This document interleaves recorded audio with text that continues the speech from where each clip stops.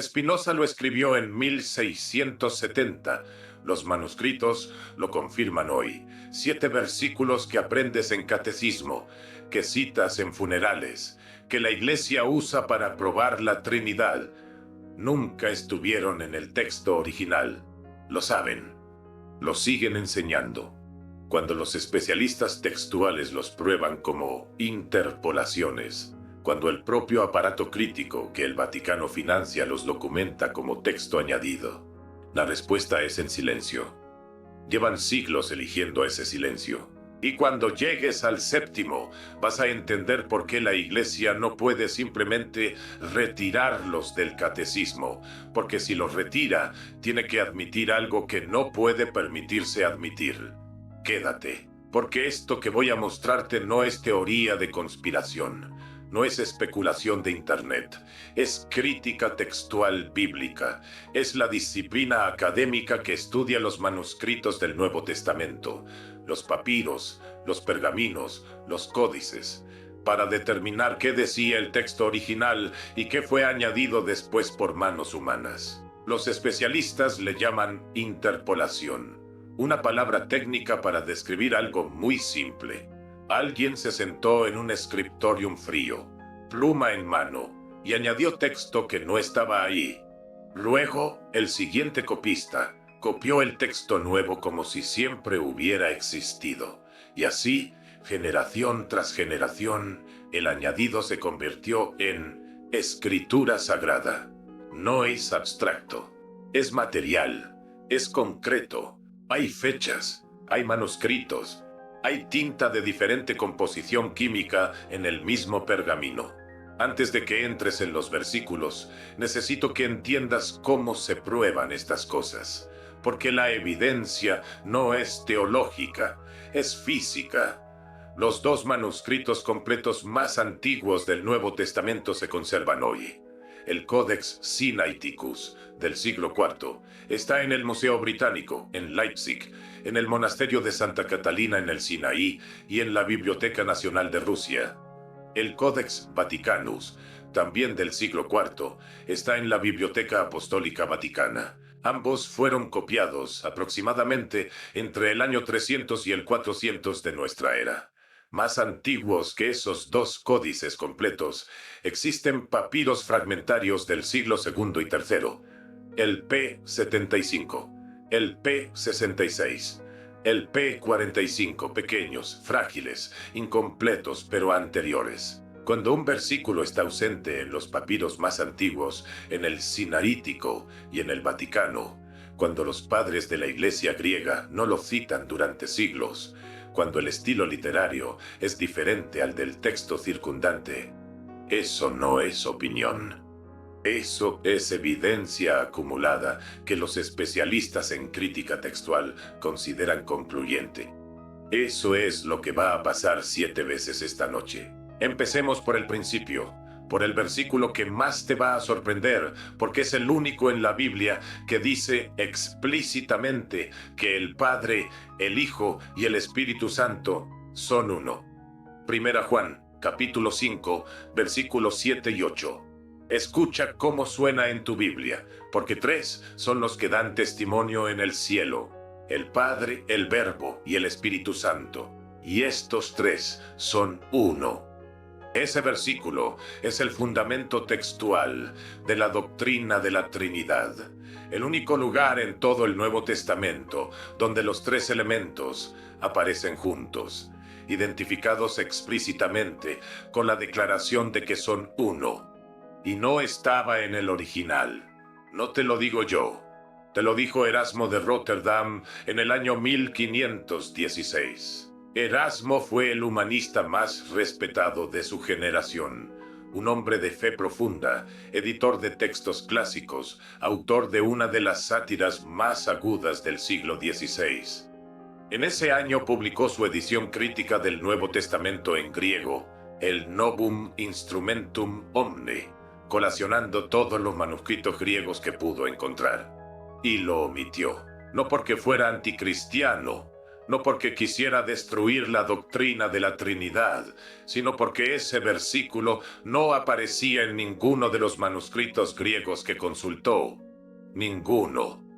Cero. El pasaje existe en la Vulgata latina, la traducción oficial de la Iglesia, pero en los textos griegos, en el idioma en que Juan escribió, en el idioma en que circuló el Nuevo Testamento durante los primeros 3 siglos, no estaba. El escándalo fue enorme. Los teólogos lo atacaron, la Inquisición lo presionó y Erasmo respondió con algo que solo podría hacer un hombre que confiaba en su método.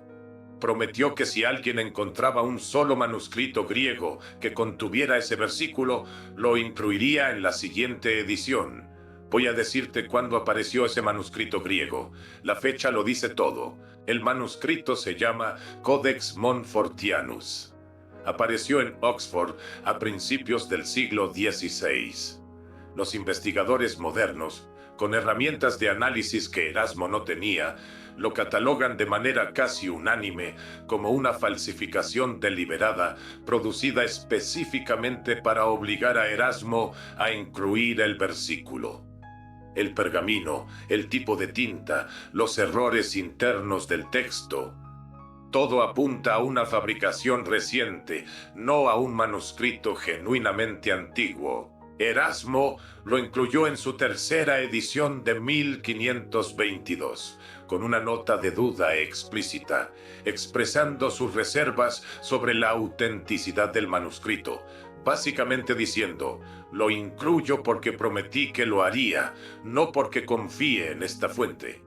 La Iglesia adoptó el versículo, lo declaró auténtico, lo usó como prueba definitiva de la Trinidad. Sigue enseñándolo como escritura sagrada. Ese es el primer versículo. El coma Johanneum. Llevamos 1, quedan 6, y van a ir poniéndose peores. Segundo versículo. Marcos capítulo 16, versículos del 9 al 20. Si tu Biblia tiene notas al pie, busca esa sección. Muchas traducciones modernas ya ponen ahí algo como los mejores manuscritos no incluyen los versículos 9 al 20. Esos 12 versículos son los que narran las apariciones de Jesús resucitado después de la tumba vacía. Son los que dicen que los creyentes podrán hablar en lenguas, expulsar demonios, tomar serpientes con las manos, beber veneno sin daño y curar enfermos con solo tocarlos. Prácticas enteras del pentecostalismo moderno derivan de esos 12 versículos. Sectas en los Apalaches que manejan serpientes de verdad en sus servicios religiosos. Todo basado en texto que no estaba en el Evangelio de Marcos. El Códex Sinaítico no los tiene. El Códex Vaticanus no los tiene. El Evangelio de Marcos, en sus copias más antiguas y mejor conservadas, termina abruptamente en el versículo 8 del capítulo 16, con las palabras, porque tenían miedo. Un final incómodo, extraño, que claramente incomodó a los copistas posteriores, que no podían creer que el Evangelio terminara así, sin apariciones, sin triunfo, sin clausura narrativa. Y entonces alguien lo añadió. Ese obispo escribió algo en el siglo IV que la Iglesia preferiría que no hubieras leído. Te lo voy a citar. Eusebio de Cesarea, el historiador eclesiástico más importante del siglo IV, el hombre que escribió la historia eclesiástica, que es la fuente primaria para todo lo que sabemos sobre los primeros siglos del cristianismo, dejó consignado lo siguiente. En las copias más precisas, el Evangelio según Marcos termina en el versículo 8 del capítulo 16. Eusebio lo escribió, lo sabía. Vivió en el siglo IV, cuando todavía circulaban manuscritos que hoy no existen. Tenía acceso a fuentes que se perdieron, y dejó registrado que el final largo de Marcos era un añadido. Nadie lo escuchó, o no quisieron escucharlo. Lo que viene ahora puede tocarte de manera inesperada. El tercer versículo es la frase que más se cita de Jesús fuera de cualquier contexto exclusivamente religioso. La has escuchado en funerales, en películas, en discursos de misericordia. y no estaba en el Evangelio de Juan. Tercer versículo.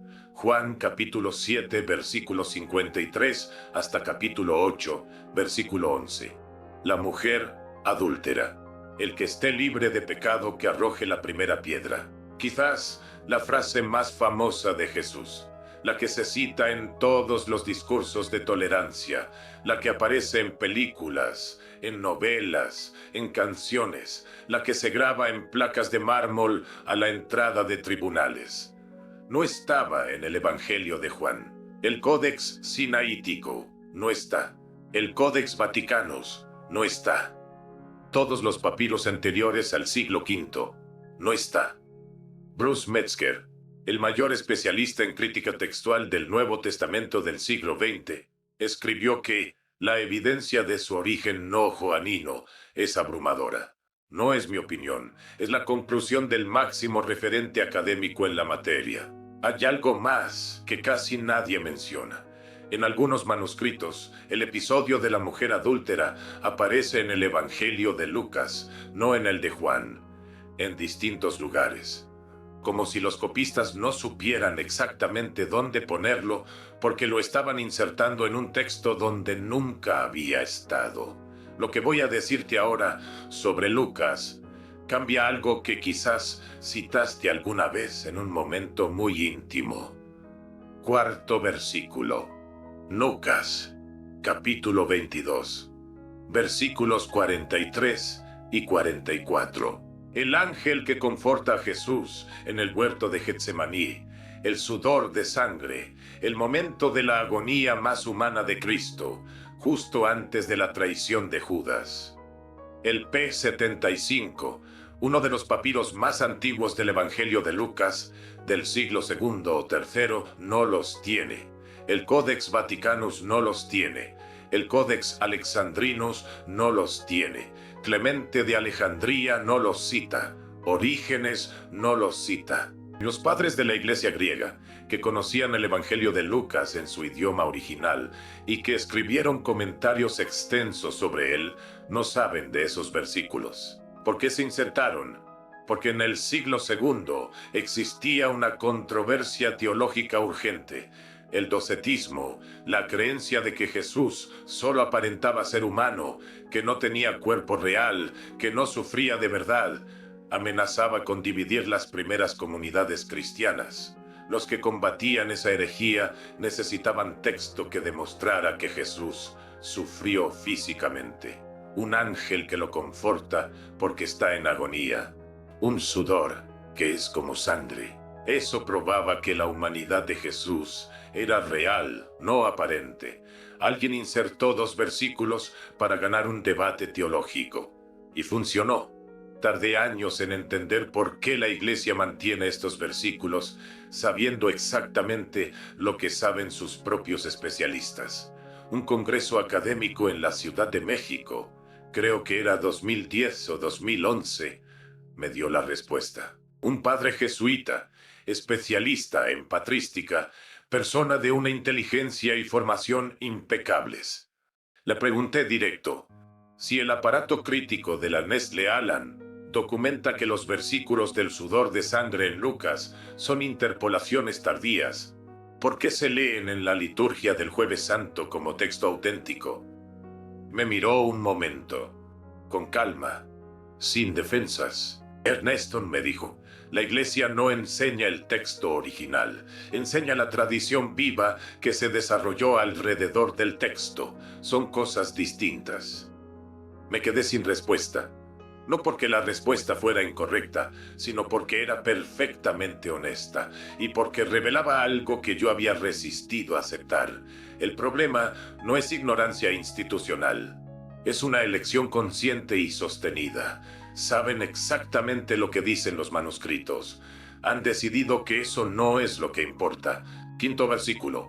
Lucas, capítulo 23, versículo 34. Padre, perdónalos, porque no saben lo que hacen. La frase de Jesús en la cruz, la que todo el mundo conoce, la que se cita como máxima expresión de misericordia. El P75 no la tiene. El Codex Vaticanus, en su texto original, no la tiene. El Códex Sinaítico, en su mano original, no la tiene. Hay una corrección posterior que la añadió, pero en primera mano estaba ausente. Los especialistas llevan décadas discutiendo cuándo y por qué fue insertada. La hipótesis más sólida vincula su inserción a la destrucción de Jerusalén en el año 70 de nuestra era, cuando los ejércitos romanos arrasaron el templo y dispersaron a la población judía. Los cristianos que sobrevivieron enfrentaron una pregunta teológica urgente. ¿Cómo interpretar esa catástrofe? ¿Era castigo divino? ¿Era el final del pacto? ¿Cómo convivir con la culpa histórica de que Jesús había sido condenado por autoridades judías? Insertar esa frase en la cruz resolvía el problema. Jesús mismo había pedido perdón. La culpa quedaba neutralizada. El texto se volvía instrumento de resolución política para una comunidad traumatizada. Ya tenemos 5. Podría terminar aquí, pero los 2 que faltan son los más devastadores, porque uno ataca el rito más importante del cristianismo. Y antes de llegar ahí, necesito contarte algo que pasó una tarde de invierno en Puebla. Era el año 2006, o quizás 2007. Todavía daba clases en la BUAP. Un martes, creo. Día de tarde libre sin docencia. Fui a una librería de segunda mano en el centro histórico. Esas que huelen a papel húmedo y tienen cajas en el suelo que nunca terminan de acomodar. El tipo de lugar donde puedes perder 2 horas sin darte cuenta.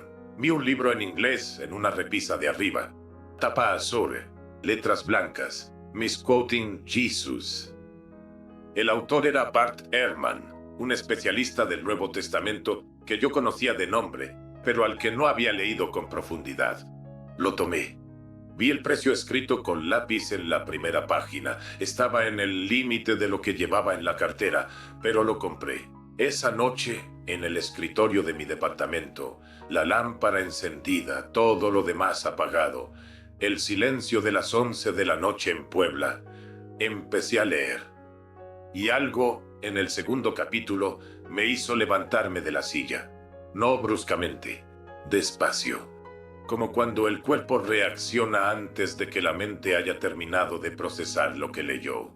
Ehrman explicaba, con la precisión de alguien que lleva décadas con el texto griego entre las manos, que varios pasajes que yo había enseñado en clase como auténticos, que había citado en ponencias, que había usado para ilustrar puntos de filosofía medieval, tenían evidencia textual que señalaba claramente a interpolaciones posteriores. Me quedé de pie en medio del cuarto. Fui al estante donde guardo mis ediciones de estudio. Saqué el Nuevo Testamento griego que tengo desde mis años como estudiante en la BUAP. Una edición Nestle Aland que conservo desde los años 80, con notas marginales de mi letra en distintos colores de tinta, distintas épocas de lectura. Busqué los versículos que Ehrman mencionaba.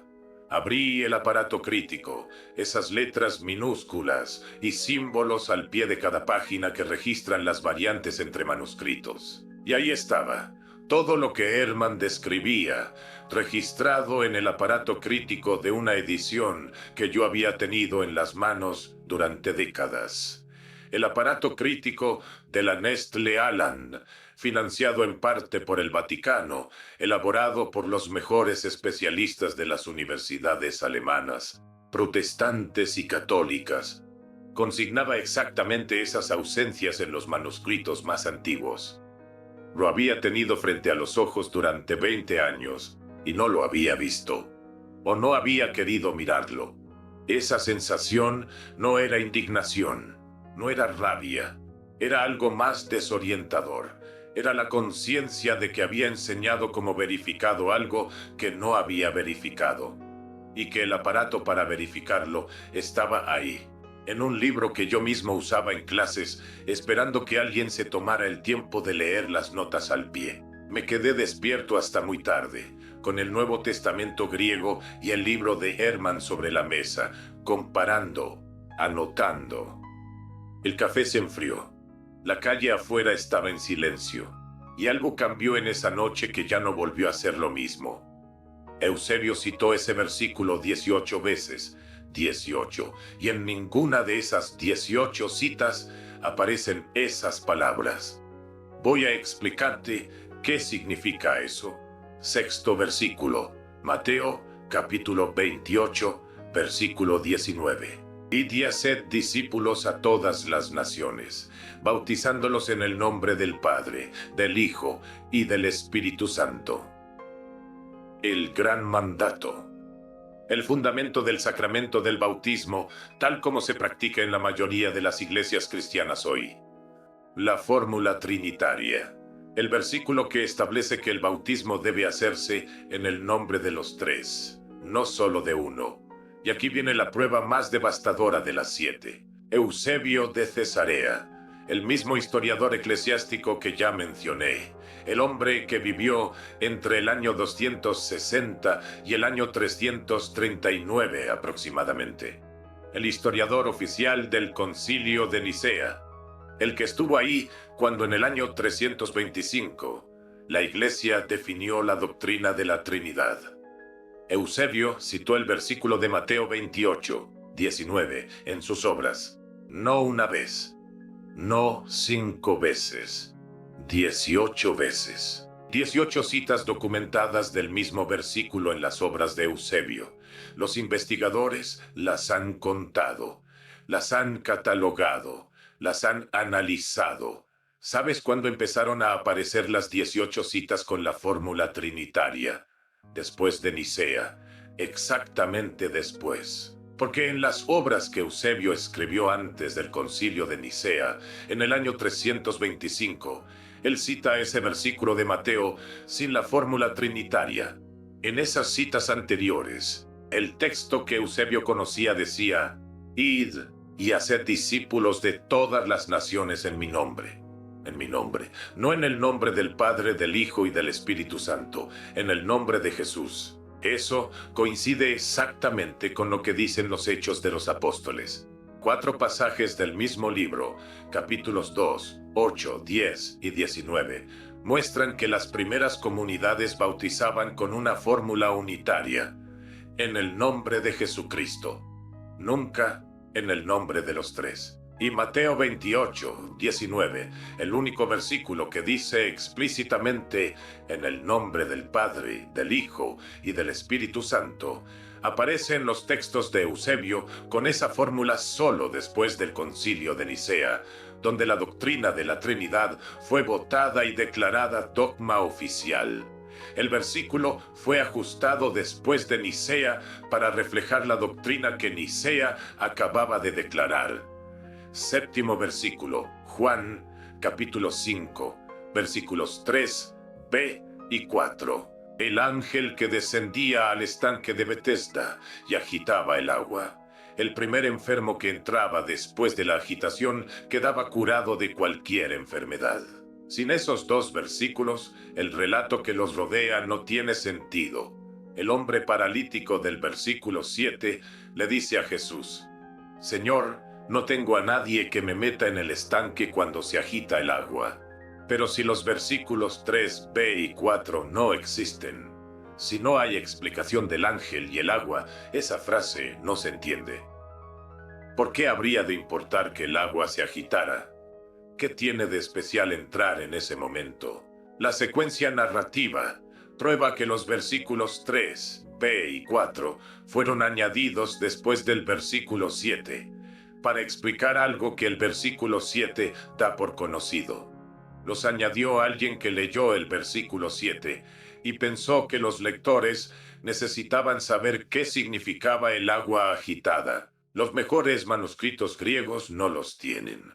Muchas Biblias modernas ya los ponen entre corchetes o en nota al pie. La evidencia de que son interpolación es tan clara que incluso las ediciones confesionales lo reconocen tácitamente al marcarlos de alguna manera. Y entonces llegamos a la pregunta que Spinoza se hizo en 1670 y por la que lo excomulgaron antes de publicar la respuesta. El Vaticano sabe todo esto, no porque lo descubrió hace poco, porque lo financia desde hace décadas. el Novum Testamentum Graece, conocido como la edición Nestle Aland. Es la edición crítica de referencia del Nuevo Testamento en griego para toda la Academia Bíblica Mundial. Protestantes y católicos, universidades seculares y seminarios teológicos, la misma que yo tenía en mi estante desde los 80. Esa edición fue desarrollada y es mantenida por el Instituto Bíblico Católico y por el Instituto Bíblico Americano, con participación del Vaticano, con editores de universidades pontificias, con financiamiento parcial de instituciones eclesiásticas. Y en el aparato crítico de esa edición, página por página, están registradas todas las ausencias. El coma Johanneum, marcado como interpolación tardía. El final largo de Marcos, señalado como secundario. La perícope adulterae entre corchetes. Los versículos de Lucas sobre el sudor de sangre, marcados como ausentes en los mejores testigos. La fórmula trinitaria de Mateo, analizada en sus variantes históricas. Todo está ahí. La institución que lo financia lo sabe. Los teólogos que estudian en sus seminarios aprenden esto. La Biblia de Jerusalén, edición católica de referencia, pone notas al pie sobre varios de estos pasajes. La TOB francesa, de uso litúrgico en las iglesias francófonas, hace lo mismo. Y el catecismo sigue enseñando los 7 versículos como escritura auténtica, intocable, revelada. Una alumna me hizo la pregunta que yo no me había hecho en voz alta todavía. Era en la UAP. Creo que era 2015, 1 o 2 años antes de que me pidieran que me jubilara. Daba un seminario sobre crítica textual bíblica para alumnos de último año de filosofía. No era una clase de primer año, era un espacio donde suponía que la incomodidad académica era bienvenida. Estábamos analizando el aparato crítico de la Biblia de Jerusalén. Yo había proyectado la nota al pie sobre el coma Johanneum, la que explica que los mejores manuscritos no contienen el versículo, y la había leído en voz alta, con la misma distancia clínica con que había aprendido a abordar estos temas en la academia. Una alumna levantó la mano. Era la 4ª o 5ª fila. No la recuerdo con precisión. Sí recuerdo su pregunta. Dijo: profesor, entonces cuando dicen que la Trinidad está en la Biblia, ¿están mintiendo? Me detuve. La pregunta era correcta, académicamente precisa. La respuesta honesta era sí, en el sentido de que el único versículo que afirma explícitamente la Trinidad en lenguaje directo es una interpolación documentada, que el Vaticano financia la edición crítica que lo certifica, que los teólogos que enseñan en los seminarios lo saben, y que el catecismo que se enseña a niños de 8 años lo omite. Le di la respuesta académica. Expliqué la diferencia entre interpolación textual y mentira deliberada. Hablé de tradición viva, de la distinción entre el texto original y la fe que se desarrolló alrededor de él. Usé el lenguaje técnico que aprendí para manejar estas preguntas sin generar conflicto institucional. Y salí de la sala con la conciencia muy clara de que esa alumna había hecho la pregunta correcta y yo le había dado la respuesta que un académico da cuando tiene miedo de lo que pasa si responde con claridad. Meses después vino la reunión con el decano y luego la jubilación anticipada. Y luego este canal, donde ya no tengo que preguntar si es oportuno decir lo que el texto dice. La respuesta de aquella alumna es la misma que me llevo yo al salir de este análisis. ¿Qué significa todo esto? Miremos los 7 juntos. El comma Johanneum, insertado para probar la Trinidad. El final largo de Marcos, insertado para añadir señales sobrenaturales del cristianismo. La perícope adulterae, insertada de fuente desconocida, posiblemente tradición oral. El ángel en Getsemaní y el sudor de sangre, insertados para combatir el docetismo y probar la humanidad de Jesús. El perdón desde la cruz, insertado para resolver la culpa histórica de la destrucción de Jerusalén. La fórmula trinitaria del bautismo, ajustada después del Concilio de Nicea para reflejar el dogma recién definido. El ángel en Betesda, insertado para dar sentido a un texto que sin esa explicación era incoherente. 7 interpolaciones, 7 funciones. Cada una resolvía un problema teológico o político que la Iglesia enfrentaba en un momento histórico específico.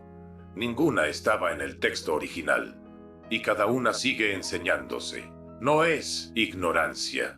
La Biblia de Jerusalén, la Tob, la Nestle Aland, editadas con participación de las mismas instituciones, las señalan en sus notas. Los teólogos que enseñan en los seminarios las conocen. Los obispos que presiden las conferencias episcopales estudiaron crítica textual. El problema no es el conocimiento. El problema es lo que implicaría actuar en consecuencia. Si retiras el coma Johanneum, ¿en qué texto fundamentas la doctrina de la Trinidad? Si retiras el final largo de Marcos, ¿de dónde derivan su autoridad los grupos pentecostales que manejan serpientes? Si retiras la perícope adulterae, pierdes la frase de Jesús más citada fuera de los ámbitos religiosos. Si retiras la fórmula trinitaria del bautismo, tienes que reconocer que los primeros cristianos bautizaban de manera diferente a como la Iglesia bautiza hoy. Si retiras el perdón desde la cruz, pierdes el argumento más potente para la misericordia cristiana como actitud política. No puedes retirar los 7, porque si los retiras, tienes que explicar qué más fue añadido que todavía no sabes que fue añadido. Y esa pregunta abre una puerta que la institución no puede permitirse abrir. Spinoza lo entendió en 1670. En el capítulo 12 del Tractatus Theologico Politicus escribió con la precisión afilada que le costó el Erem y el Index. En la escritura hay muchísimas cosas que provienen del entendimiento humano y no de revelación. Mucho en la escritura proveniente del entendimiento humano. No lo escribió como acusación, lo escribió como constatación metodológica, como alguien que había leído los textos con el mismo rigor con que se lee cualquier documento histórico y había llegado a una conclusión que el método hacía inevitable. Los manuscritos que se descubrieron en los siglos siguientes, el Sinaítico, encontrado por Constantin von Tischendorf en el monasterio del Sinaí en el siglo XIX, el P75, identificado en el siglo XX, confirmaron cada punto. No porque Spinoza fuera profeta, sino porque Spinoza tenía el método correcto. Y el método correcto llega a las mismas conclusiones independientemente de quién lo aplica. Hay más.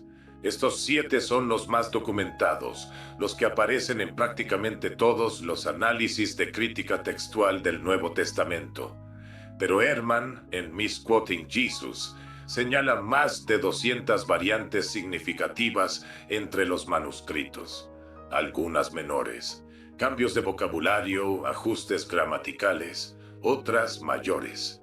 Si quieres seguir, el aparato crítico de la edición Nestle Aland está disponible en bibliotecas universitarias. Las notas, al pie de la Biblia de Jerusalén, son el lugar más accesible para empezar sin conocimientos de griego. El texto está disponible. Lo que no está disponible es el contexto para leerlo sin que nadie te diga qué significa. Eso es lo que intento hacer aquí. La fe no requiere que estos versículos sean auténticos.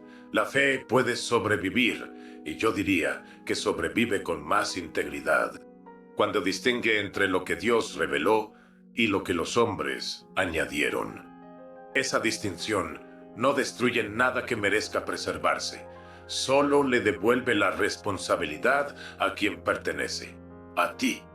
No soy yo quien tiene que decidir qué haces con esto, eso no es asunto mío. Pero ahora sabes que cuando un predicador te cita el coma Johanneum para probar que la Trinidad está en la Biblia, está citando un versículo que Erasmo no encontró en ningún manuscrito en 1516. Ahora sabes que la frase más famosa de Jesús, El que esté libre de pecado, que arroje la primera piedra. No estaba en ningún papiro anterior al siglo V. Ahora sabes que la fórmula trinitaria del bautismo no existía en las citas de Eusebio antes de Nicea. Haz con esto lo que quieras. La evidencia habla por sí sola. Nos vemos pronto.